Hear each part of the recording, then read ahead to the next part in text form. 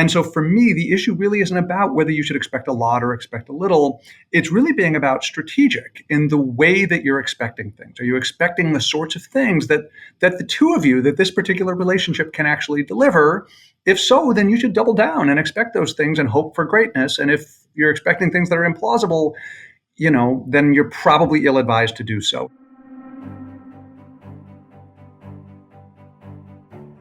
Hello and welcome to the Psychology Podcast. Today we welcome Eli Finkel on the show. Eli is a professor at Northwestern University, where he has appointments in the psychology department and the Kellogg School of Management. In his role as director of Northwestern's Relationships and Motivation Lab, or RAMLAB for short, he has published more than 160 scientific papers and is a guest essayist for the New York Times. The Economist declared him, quote, one of the leading lights in the realm of relationship psychology. His latest book is called The All or Nothing Marriage. In this episode, I talked to Eli Finkel about how the best marriages work. The institution of marriage has evolved throughout the decades. People used to tie the knot for socioeconomic purposes, but nowadays, we seek to fulfill our higher need for self-actualization in relationships. According to Eli, higher expectations are not necessarily bad for marriages if people can use them strategically. Eli also shares love hacks we can implement to improve our relationships with our partners. This episode was a long time coming. I've been wanting to chat with Eli for a long time. I've been a long time admirer of his research. I find his work incredibly nuanced and incredibly relevant, and so I really am excited to present this episode to you today. So without further ado, I bring you Dr. Eli Finkel. Dr. Eli Finkel, it is an honor to have you on the Psychology Podcast. It's a pleasure to be here. Thanks for having me. We've wanted to talk for a while. Finally the moment is here. Sure, it arrived. Even going back when this piece by David Brooks came out talking about your book in positive terms. He talked about your book in positive terms, but he kind of hated more on my boy, Abraham Maslow, and kind of attributing this whole idea of self-esteem and movement and self-expression got run amok to him, which it was not a good attribution. Yeah, that was sort of an odd experience for me. His piece came out the day the book was published, which is pretty great to get a whole David Brooks column in the New York Times on the pub date for your book. And yeah, he was complimentary about the book, but definitely I felt like I was blindsided, or I was sort of a drive-by victim in a battle that he had, with Abraham Maslow. And I was excited because not that many days passed before you took him to task in the pages of Scientific American. Well, yeah. And then I had him on my podcast too, and we talked about it. Interesting. So why do these ideas about self-expression, why are they not necessarily bad in the realm of romantic relationships? I found I guess you could say the conservative critique of the marrying for personal fulfillment shift, right? That was a cultural shift. It wasn't that we always married for the personal fulfillment of the spouses. And I think people raised some good concerns about that. Like, that marriage is hard and it won't always be a pleasure. And so how can you simultaneously have marital commitment and a long-term orientation till death do us part, while simultaneously saying, it's going to be great. I hope it's pleasurable. And, if it's not pleasurable, then I'm not going to stick with it.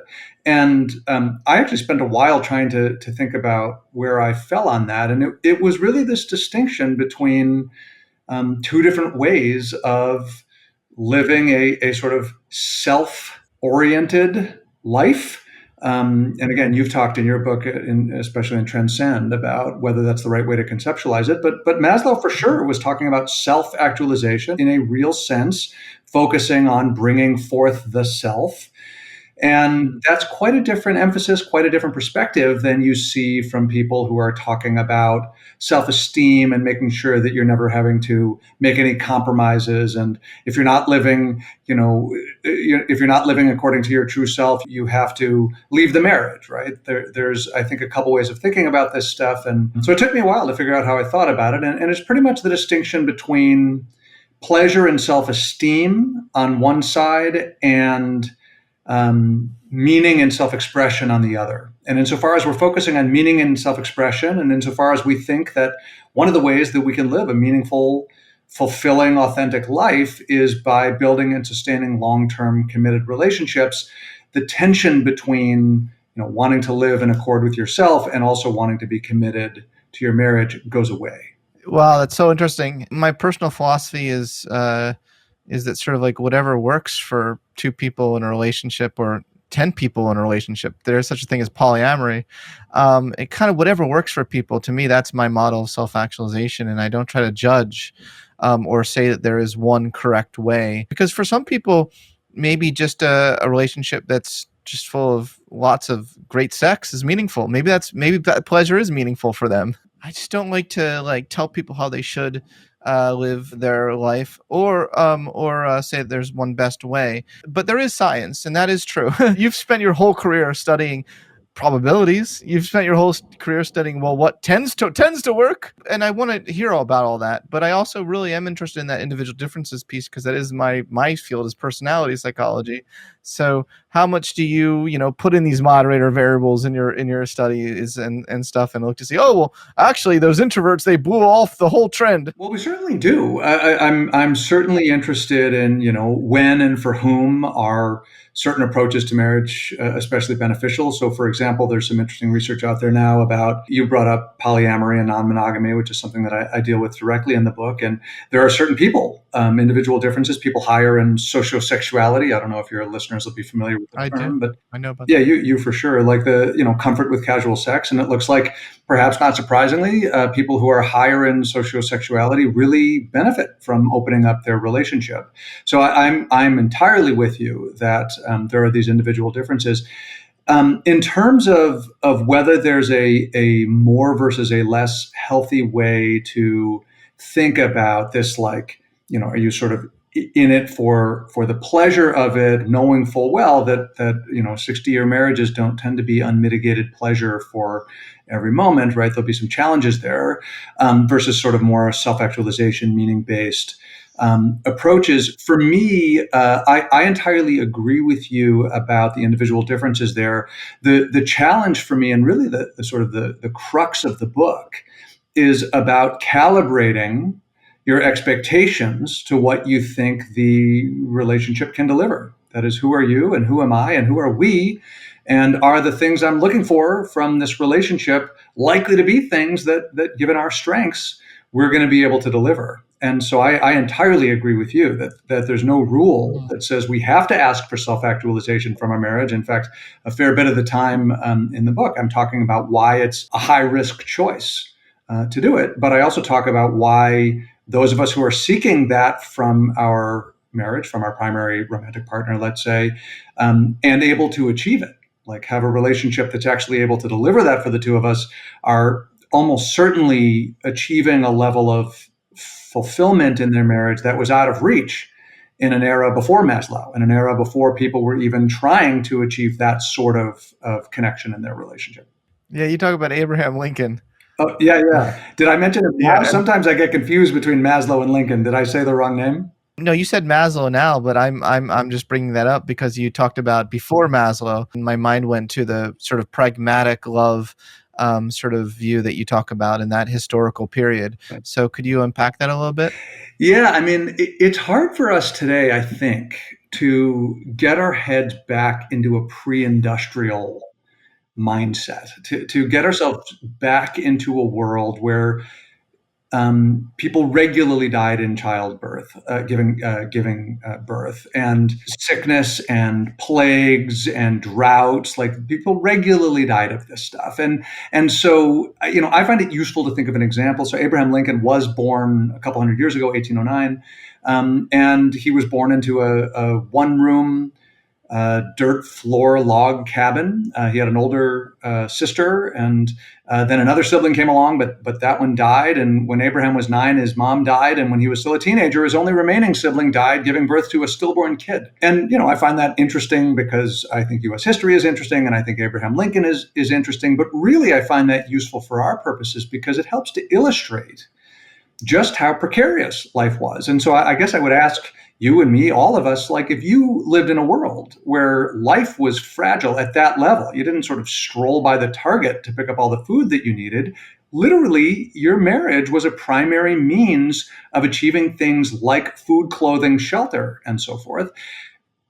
how much would you really prioritize, like, this feels like a match that, I feel it in my fingertips when we kiss, or you complete me, right? The way that we talk these days would have been like comedically ridiculous in a couple hundred years ago, and so it was really this transition from this earlier, more pragmatic era when life was fragile and the relationship was just about two fundamental things that were too fundamental, lower down Maslow's hierarchy, that we weren't really as focused on the individual fulfillment of the spouses, and certainly not focusing on like trying to achieve a sense of self-actualization through the relationship. Yes.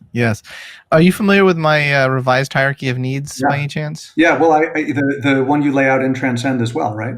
Yeah. I think that framework it might be a good launching pad for this discussion, because you do need your basic needs met to a certain degree in your life, or else you'll sink. Too much water will come in, and certainly if you're in a relationship where you're constantly, there's violence in the relationship, or there's constant discord, no coherence. That's not good Yeah. in any relationship. However, and I think the point you're making, which I completely agree with, is that that's not enough in a relationship, in a romantic relationship. You eventually have to open up that sail on the sailboat metaphor and to grow, and you have to move somewhere knowing there's going to be uncertainty. And the grow together model of romantic relationships is what David Brooks wrote. He criticized the grow together model in more of what he sees as transcendence, which is not what I think is transcendence, which is complete self-sacrifice. And he's sort of like defending, complete self-sacrifice over growing together. And all the psychological literature I've seen shows that complete self-sacrifice never ends well. Right. Yeah, I mean, come on. But it's I understand that having this like romantic, Romeo and Juliet ideal is, but no, that doesn't end well. If you completely sacrifice your whole sense of self and your own needs to grow, your growth needs, not your security needs, but you sacrifice your growth needs. To me, that's a recipe for disaster. Well, certainly it didn't go all that well for Romeo and Juliet either. Right. Yeah, you brought in the work on unmitigated communion, for example, and one of the things that I liked is, this like in Maslow, but I think your book really helped to bring it to the fore, at least for me, was this idea of like the vertical integration of the needs, right? That is, it's not really like you achieve the safety thing and then cross that off, and then you go up to the love and belonging thing and you cross that off. It's that Right. you're simultaneously meeting these, I guess, higher and lower needs. Again, yours is not necessarily a hierarchical framework, because you talk about the sailboat and so forth. But yeah, it's the simultaneous integration of those sorts of things. And one of the things that I like to address in the book is, you're a personality researcher first and foremost, and I'm a relationships researcher first and foremost. And I think you're focusing on, the integrated life. And one of the things that really interests me from that perspective is, well, one of the ways that we lead an integrative life is through our close relationships, but one person doesn't have to be the source of fulfillment for all of those sorts of things. And so what is it, again, playing to strengths? Will I need to do a full vertical integration of my Maslowian needs, including transcendence, through the marriage? Well, no, we don't have to. It is a high-risk choice to put all the eggs in the basket like that. But again, it's sort of neat that it's available to us now. It's sort of neat that some of us talk this way and think this way, and even as it puts a lot of pressure on this one relationship. This takes us to the question of, what's happening with marriage today in America. Is the news good or bad? And you say that it's both. Yeah. I mean, the question really is about, what are the functions of expectations? And, it's easy to lament them. It's easy to say, well, if we didn't have such high expectations, we wouldn't be so disappointed. That's totally true, right? That is that expectations serve an evaluative function. And if my marriage is providing, 20 units of goodness, and I'm expecting 30, I'll be disappointed. But if I'm expecting 10, I'll be happy. That's completely true. And so the logic that says we should be asking less is entirely valid. What it ignores is that expectations also essentially functions as goals, right? That is, they have a motivational function. And so when we say, like, these are the things I really want to get from the marriage, and I want to have high expectations for a deep level of emotional connection, that it's not just about how I'm going to evaluate things once the information is there. It's about what I'm going to try to seek, right? Not just about evaluating how the outcomes are right now. It's those of us who are saying, you shouldn't have high expectations, are ignoring the fact that expectations are motivating, that they get us to try to pursue a level of connection that we might not have tried to pursue before. And so, yes, we might end up disappointed today with a level of marital well-being that would have been totally fine for our grandparents. But the fact that we're shooting for a higher level of connection than people back then were shooting for has the upside of some of us are actually getting it. Yeah, you say the best marriages are getting better. Yes. Again, I'm a little beyond the data here. Unfortunately, there hasn't been the 100-year longitudinal study of the best marriages, but Maslow, I think, is basically totally correct that surely, you need to have enough food to eat and not be freezing. But if you're talking about things like self-actualization, or really talking about transcendence or richness in your life, this profound sense of purpose and meaning in your life, it's fulfilling those sorts of needs, those self-actualization sorts of needs that are especially important. And so as we are looking to higher levels of need fulfillment, at least in the Maslowian sense, those of us who are able to achieve fulfillment of those needs are achieving a level of fulfillment from the marriage that was unavailable to people who weren't even trying to fulfill those needs. So it's simultaneously harder, right? Nobody, certainly you wouldn't say that it's easy to reach self-actualization and transcendence, but these are worthy goals. And those of us who are able to set those goals and at least sometimes achieve a level of life fulfillment and happiness that is profound. Wow. So it's not that we're asking more of our marriage, but we're asking for different things than people asked for in the past out of their marriages, and then expectations mess us up if we expect Disney movie. Disney movie. Yeah. People who are saying, and again, it wasn't until I got into the research that I really fully understood this. We're saying, oh, we're asking more and more and more. People used to ask for survival, right? They used to ask for, like, literally food, right? Like, how are we going to make sure that there's enough food for our family to eat? Now, I understand in some way we're still asking those things of our marriage, but not in the very literal way that people did 200 years ago. And so for us to say we're asking more, it's like, yeah, if you ignore all the other stuff, we're asking more about the things that were higher up Maslow's hierarchy, the deeper sort of emotional connection, and especially these sorts of self-actualization things. It's true. So expectations obviously play a big role in all of this. And society obviously and media can influence our expectations. So are you saying, like, in Lincoln's time, like in a newspaper, in stories, like their stories, they expected less out of romantics? So, like, the Disney of Lincoln's time was like, oh, you satisfy my basic needs. Yeah. I'm in love. Yeah, Is that what you're saying? Is that what you're saying? Is that was like the expectation of the society then as well, like in the media and stuff? It's funny because, we don't focus that much on this part of Abraham Lincoln's mythos, but yeah, he was famous for, like, walking around with an axe. I mean, very literally, he was like a handy guy to have around, and he was very strong. And in his, I think when he was first running, I forget if it was for Congress or for the presidency, but there was a whole thing about how, like, this guy can really, like, split a piece of wood in a perfect way. So yeah, I mean, I don't know, like, was there, like, awkward reality TV about Jebediah and home building or like farming? Probably not. But yes, the cultural norm was that these practical sorts of skills were the ones that really made sense in a partner. Being a good provider, being somebody who's competent around the home to make sure that life is livable and practical, and that you don't have to worry about the fact that Target wasn't invented yet. Those were the things that were appealing. It's not that people were indifferent to whether they loved their spouse. We've all read Jane Austen. She was early 1800s, and sure, people wanted to love their spouse. They preferred to have a hot sex life, but those things as reason for marriage, that would have been absurd. Yeah, no, I hear you. Even though I didn't live during that time period. And then it's the same, expectations of the 50s weren't much more romantic, were they? Well, they were romantic. I would say that by then you're romantic, right? So it's really starting around the 1850s. Yeah, women should be in the kitchen. Well, That's romantic. that part's not romantic. Well, look, it's not romantic by our sensibility. By our standards.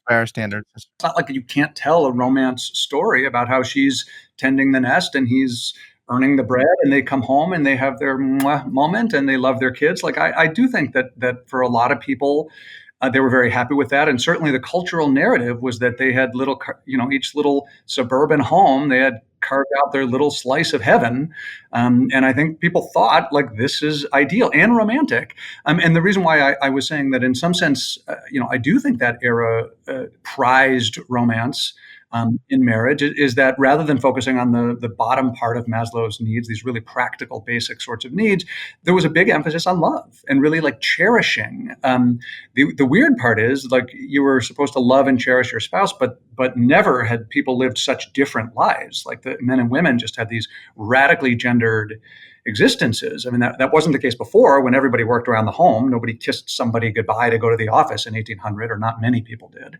And these days, of course, now there's often a two breadwinner sort of situation. But in that period, like he had his sphere of life and she had hers, and somehow yet they were supposed to have this like deep emotional connection. And it was pretty hard to bridge across the divide, even though certainly that was the cultural narrative that's the way it was supposed to go. This show is sponsored by BetterHelp. When you're at your best, you can do great things, but sometimes life gets you bogged down, and you may feel overwhelmed or like you're not showing up the way that you want to. Working with a therapist can help you get closer to the best version of you. I know when I'm not feeling in control of my life, I can get very constricted, like every little thing seems like a big chore. I can also get irritable and not appreciate all the good that's going on in my life. I've found that therapy is a great way to help you feel more in control of your life. And if you're thinking of giving therapy a try, BetterHelp is a great option. It's convenient, flexible, affordable, and entirely online. Just fill out a brief questionnaire to get matched with a licensed therapist and switch therapists anytime for no additional charge.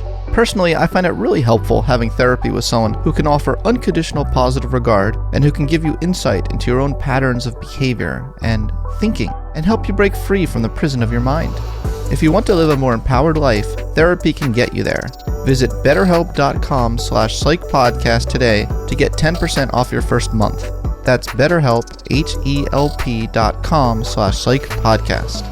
Yeah, so I think it's time to explicitly put a name on a lot of what we're talking about. You'd call it the all or nothing theory of marriage. Yeah. That's the technical psychological literature jargon. Yeah. Now, how has your theory been received among psychologists, among reviewer number 2? What does reviewer number 2 think of the all or nothing theory of marriage? Well, reviewer number 2 is a bastard. I think it's gone okay. I haven't gotten any serious pushback. In fact, I think there are reasonable critiques to offer, especially, we talked a little bit earlier about how in some ways I'm a little beyond the data, right? We don't have the perfect data to say the top 10% of couples, like how happy were they in 1900 versus 2000. But no, I mean, I think that relationship scientists, that is especially social psychologists and related fields that study intimate relationships, use data to study this stuff. I think I've appreciated that I brought in a historical, more, sociological, economic sort of perspective on these things. And to the degree that there have been empirical tests thus far in the literature, they've been very supportive. That is, for example, Jim McNulty, who's a relationship scientist at the University of Florida, has a terrific study that looks at whether high expectations are good or bad. That is, whether the time that you're a newlywed, so people married about 3 months on average, they report on what sorts of expectations they're bringing or standards they're bringing to their relationship. And turns out that having really high standards for the relationship are beneficial among those people who have good communication skills and handle conflict well. That is, their marriage just stays strong over time. They almost stay happy like newlyweds for at least the first several years of the marriage. But those high expectations, those same exact expectations that are so beneficial among people who have good communication skills and so forth, are actually harmful. Right. So to the degree that you don't have particularly good expectation skills, then you're actually much worse off if you have high expectations rather than low expectations of the marriage. And, it was broadly consistent with the idea. And this is related to the all or nothing theory, which is that we've arrived at a moment where we're looking to things like love, esteem, self-actualization like never before from our marriage, that those are the things we're seeking like we never did in the past. And those of us who are able to stick the landing on that stuff have a level of connection, fulfillment in the marriage that was out of reach when people weren't even trying for it 50 years ago, 100 years ago, whatever. But more and more of us are falling short because those sorts of expectations it's pretty hard to deliver on those. And so a marriage that might have been fine for our grandparents disappoints us today. Yes, I appreciate that nuance. But I wanted to double click on something you said about how your full humility. There is full evidence longitudinally about the changes in expectations. But I want to point something out about you, and that's that, folks, Eli is a legend in our field. Like, if you go to his Google Scholar page, he's got an H index that is humongous. He's got a humongous H index. It's 77. He's got 25,000 citations. You've done a lot of research. You're underselling yourself really big time to just like say, well, we don't have evidence. You have so much evidence you've accumulated. Maybe not that specific point. Yeah. I get it. But look, you have so much evidence you have on romantic relationships, and you've done a lot of work. I remember one of your colleagues, Eastwick, Paul W. Eastwick. I remember when I was in grad school, he came and gave a talk at Yale. And I remember that was my introduction to your work, was through him. So I know you've done a lot with Paul, right? Yeah, no, he's a legend. He was a student of mine, but that was one of those wonderful cases where the student is the mentor. I learned a ton from Paul, and we're still collaborating together. Yeah, that stuff is a little bit separate from what I was focusing on in the book, but we were interested in questions like, if people say, like, I really want a certain set of characteristics in a partner. I really want somebody who's funny or who's kind or who's charming. Are they right? Like, to what degree do we have introspective accuracy, insight into what it is that we desire in a partner? And it turns out that all of us like partners who are hot rather than ugly or ambitious rather than lazy. Like, there are qualities that are appealing. But if I think I uniquely care about somebody who's funny or somebody who's pretty or something like that, am I right? The answer seems to be no. Like, that's among the work that Paul and I have been looking at, is like, we have these deep-seated feelings about ourselves, intuitions that we know what we want in a partner, and we have very little actual insight. In general, people have very little actual insight into what their preferences really are. Absolutely.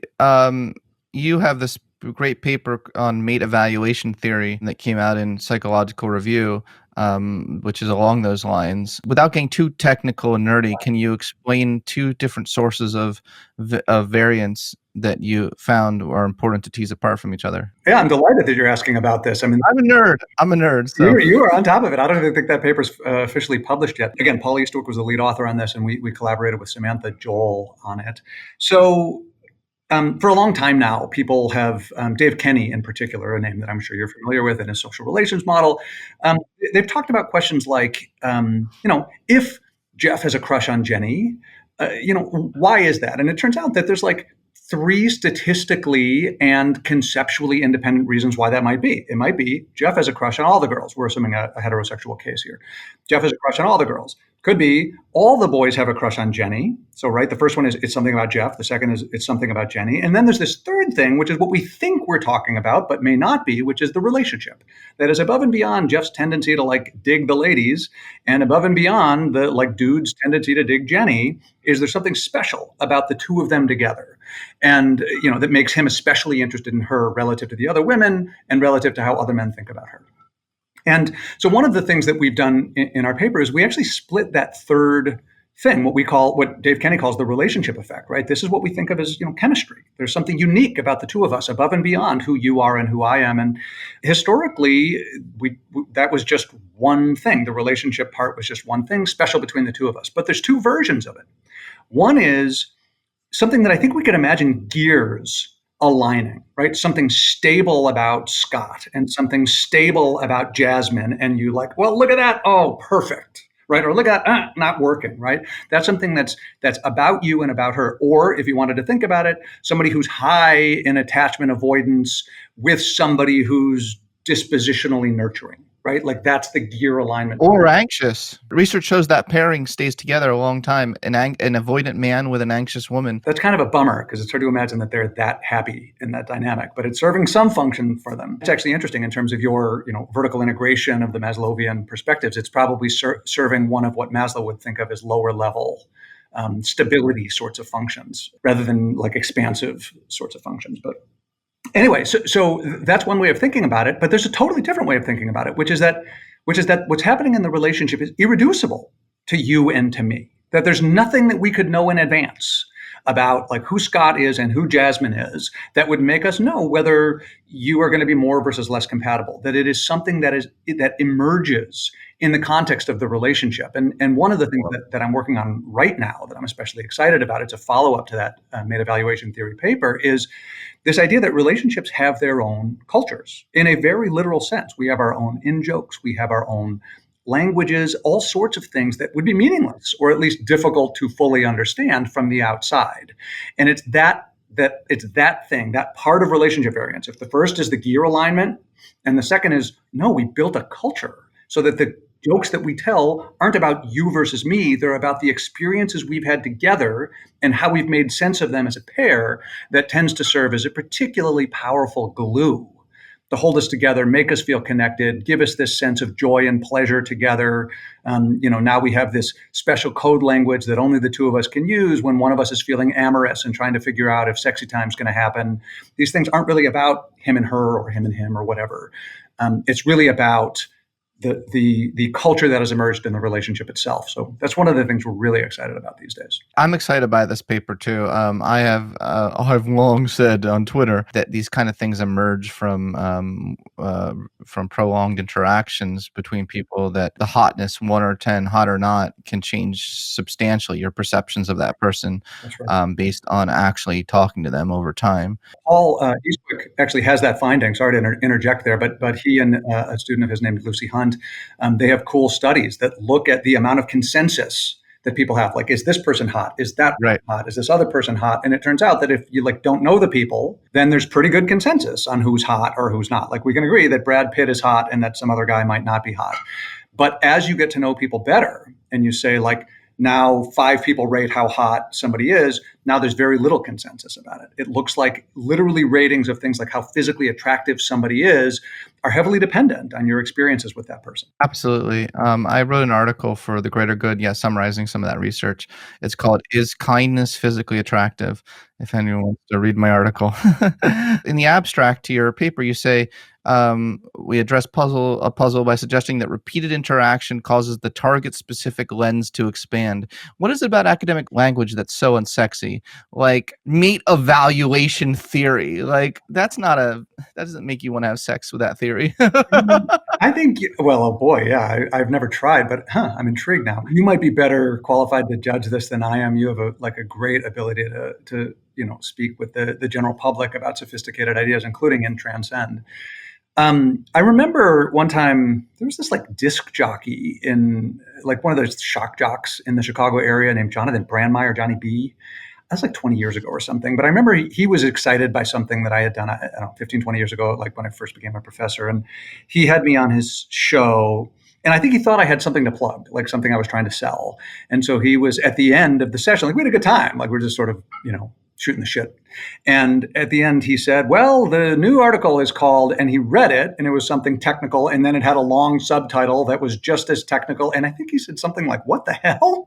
Like, if you're trying to sell something, like, this is not the way to do it. And it really drove home the point that you're making, is that the way that we communicate amongst other eggheads, I mean, in fairness to us, there are subtle distinctions that we need to get across to each other, but it's almost like we're competing to be as esoteric as possible. I got to read this sentence again.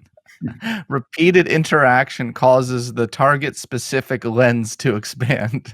So again, in regular English, the idea is that something about just the two of us, we can call it chemistry, right? So early on, it's like, is the person hot or is the person not? That's something about this particular target, this particular person we're evaluating. And that tends to be pretty substantial if we don't really know somebody. As we get to know somebody better, then it's really about us. It's really about the unique relationship that you and I have built over time. That basically trounces the like, is there something about you or something about me types of effects that you see in those opening moments. So really, it's a story about how relationships really just take on their own path and their own trajectory, and that they are irreducible to the people involved, and that they, to a large extent, are unpredictable in advance. Yeah, absolutely. Thanks for that clarification. Well, I want to kind of end here today with some hacks, love hacks. In your book, you do have non-academic jargon, which is great. Yeah, you discuss 8 love hacks. You would never dare put such a word in an academic paper, right? I never did. Can I give a little context for why I think love hacks have real value? So we've talked in the course of the conversation, this 2-day conversation we've had. We talked about this all or nothing theory that I'm talking about, and to some degree, like, it's pretty complicated and involves historical change, but it really boils down to a supply and demand way of thinking. It's like, I don't want to scold people that they should be asking less of their marriage, because asking more has these important motivational elements. It excites us. It makes us want to pursue a level of connection that has real value. And so for me, the issue really isn't about whether you should expect a lot or expect a little. It's really being about strategic in the way that you're expecting things. Are you expecting the sorts of things that the two of you, that this particular relationship can actually deliver? If so, then you should double down and expect those things and hope for greatness. And if you're expecting things that are implausible, then you're probably ill-advised to do so. And so for me, the question is, as we go through various aspects of the relationship, the emotional intimacy, the sexual intimacy, the financial support, whatever it is, to what degree are our expectations appropriate in light of what the relationship itself can deliver? So in that sense, it's supply and demand. And so for that reason, I make the two obvious sort of suggestions. One is you can improve your relationship by investing more, right? Like trying to make the relationship add up to exceed your expectations by certain sorts of date nights. I talk extensively about how to communicate more effectively, how to play more effectively together, and so forth. The second option is you can try to ask for less, right? You can put your expectations in alignment with what is actually plausible given the relationship itself. And I talk very concretely about ways that we might be able to ask less of our relationship, particularly in domains where we don't think the relationship is going to be able to deliver. And I get into controversial stuff, including consensual non-monogamy. But you asked about the love hacks, right? And this is there is kind of a third option, right? So yes, you can increase the supply, that is, invest more in the relationship so it can deliver. You can reduce demand, that is, ask less of the relationship so that you're not holding on to these unmet expectations. But there is a third possibility that's not going to make a great relationship out of a terrible relationship, but a really good option for cases where we don't have a huge amount of time or bandwidth or emotional resources right now to do the really intensive communication stuff. Maybe there's a baby at home, maybe there's a cancer diagnosis, maybe there's an incredibly intensive period at work, and we're not ready to lower our expectations. Are there things we can do to get us through those sorts of fallow periods that can keep the relationship strong? And this is where I talk about love hacks. And love hacks have these two properties. The first is they are simple. That is, they don't require much time or energy. And the second is you can do them by yourself. They don't actually require you coordinating with your partner. And so this is an option for, you can't really increase the supply. You can't really invest more right now. You're not ready to reduce the demand or reduce expectations. Are there quick and dirty things you can do to try to keep things strong with the resources that you have available? Is that a love hack? Did you just give me a love hack? There are 8 love hacks that I offer in the book, but that was the context in which I think it's useful for people to think about when love hacks are especially important. Okay. So do you want to give two love hacks then and let them read the book? Yeah. The opening quote in the book is from Marcel Proust, who says that mystery is not about traveling to new places, but about looking with new eyes. And this is the logic of the love hack. Are there things that we can do to tilt our vantage point, to tilt our perspective, to look with new eyes at the relationship? And luckily, our field has done a really good job of this stuff. So one of the more straightforward examples is, our partner shows up late to something. We have a lot of control about how we make sense of that, right? And this is, again, the clunky language that scholars use is positive and negative attributional biases and so forth, but it's really what sort of explanation? Why was he late? Is it because he's kind of a jerk who doesn't respect me? Well, okay, you're welcome to draw that conclusion. Your relationship will get worse if you do.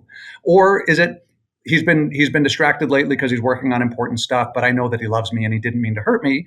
You can draw that conclusion. And again, this is independent of what's actually true, but this is the story that we tell ourselves. And truly the story that we tell ourselves is a huge amount of how well the relationship is going to go. So that's one option. That's a positive attribution bias, generous explanations for your partner's behavior. Another one is one that we developed here at Northwestern.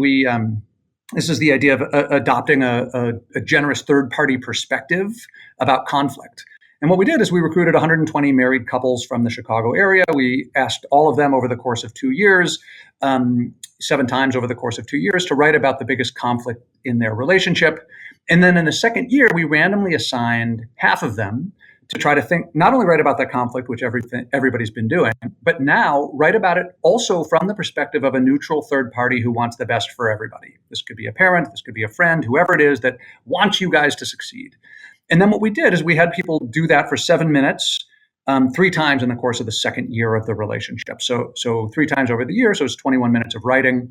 And what we found is that people who adopted this generous third-party perspective were more satisfied over time, even had a hotter relationship over time, felt more trusting and intimate with their marriage, with their partner over time. And this is another idea of a love hack, right? This is how can we reorient our thinking about the reality? The conflict is the same. And in fact, our manipulation didn't affect the frequency with which people reported conflict or how serious the conflict was, how upset they were by it. It didn't affect those things. What it affected is the extent to which the conflicts that were just going to exist in their relationship anyway were internalized in a harmful way for the relationship versus processed in a way that was more beneficial. So that second one, if the first one was generous explanations for your partner's negative behavior or positive attributions, this one is a sort of a third-party reappraisal of conflict, a third-party perspective of conflict. Well, thanks for teasing people with a couple love hacks. If they want more, they can buy your book. And your book is called The All or Nothing Marriage, right? The All or Nothing Marriage, How the Best Marriages Work. And the way to live a happy life is to purchase a few hundred of those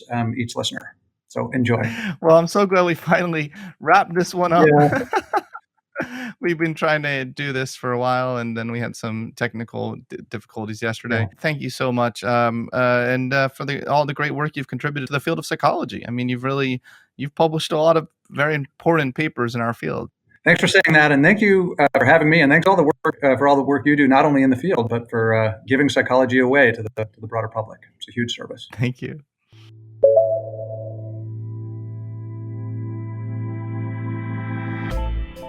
Thanks for listening to this episode of the Psychology Podcast.